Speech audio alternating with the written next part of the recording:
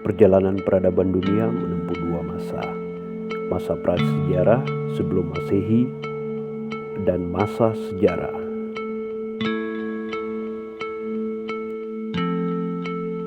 Prasejarah.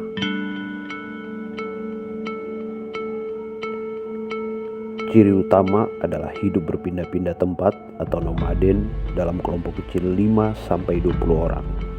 Bertahan hidup dengan berburu dan mengumpulkan makanan dengan peralatan yang sangat sederhana. Hidup bergantung pada hasil alam, hewan buruan, ikan, dan tumbuh-tumbuhan. Kemudian manusia mulai hidup menetap, masih dalam kelompok kecil, meramu makanan, bercocok tanam, dan beternak.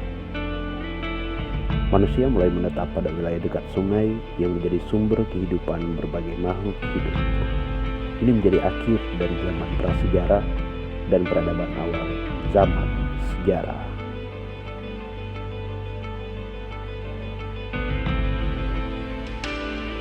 Pada zaman sejarah, wilayah-wilayah subur dekat sungai menjadi daya tarik berkumpulnya berbagai manusia dari berbagai wilayah. Pembauran penduduk berkembang kemudian menjadi kota-kota kuno. Perdagangan terjadi, menjadi stimulus kebutuhan catatan-catatan sederhana yang mendukung sistem administrasi niaga.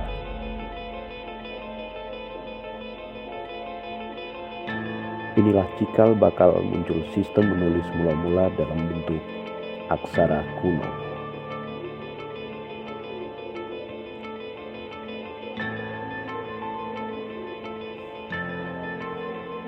Masa sejarah sendiri telah melewati beberapa era, mulai dari era agriculture atau agraria, era industri, era informasi, dan era konseptual. Era agraria. Sektor yang berpengaruh adalah sektor agraris. Yang berkuasa adalah yang menguasai sumber daya alam, perkebunan juga peternakan, yang dapat berproduksi dalam skala besar untuk memenuhi permintaan pasar yang juga dalam skala besar. Era industri. Industri pada esensinya adalah suatu proses mengolah bahan mentah atau bahan baku menjadi suatu produk yang memiliki nilai tambah. Proses ini mulai dari mengandalkan sumber daya air, angin, dan manusia, kemudian terus berkembang. Revolusi industri 1.0 ditandai dengan penemuan mesin uap, menjadikan pekerjaan menjadi lebih efektif dan efisien. Tenaga manusia yang terbatas digantikan dengan tenaga mesin sehingga terjadi peningkatan produktivitas.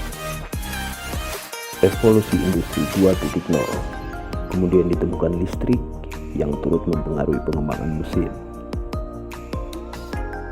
Tingkat produktivitas menjadi jauh lebih meningkat.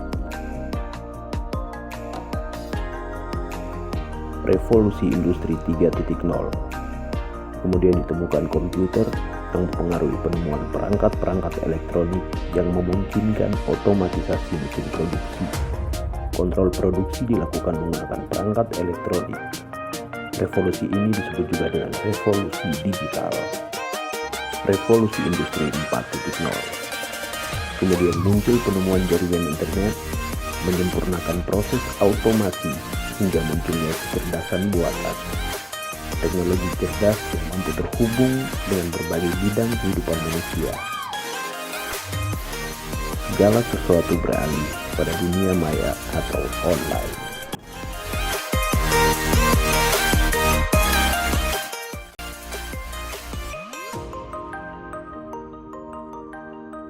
Era informasi. Kesuksesan seseorang ditentukan dari seberapa banyak informasi yang diketahui. Akses internet semakin mempermudah penyebaran informasi.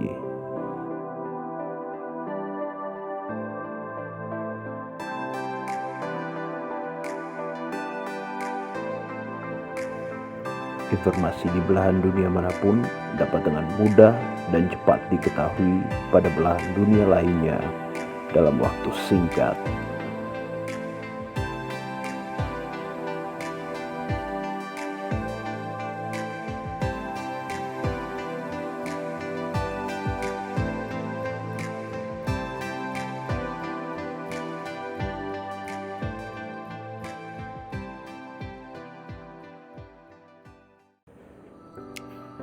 Selamat datang di era konseptual.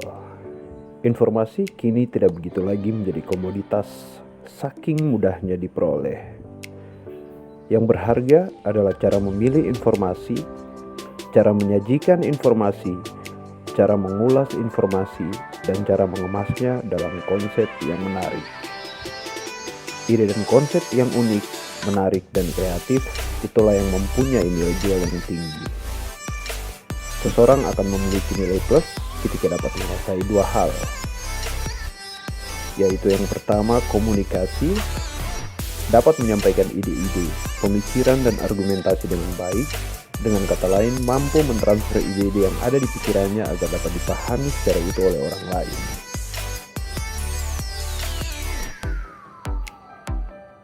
Kemudian yang kedua adalah kreatif. Metode atau cara-cara baru yang kreatif dan unik. Sesuatu yang baru dan bisa jadi belum pernah terpikirkan. Suatu terobosan-terobosan yang memberikan nilai tambah.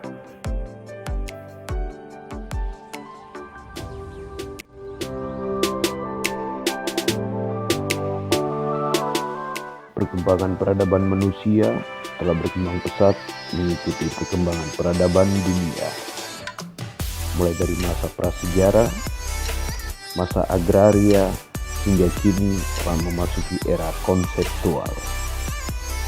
Lalu, bagaimana dengan Papua? Bagaimana dengan peradaban Papua? Dan bagaimana dengan peradaban manusia Papua?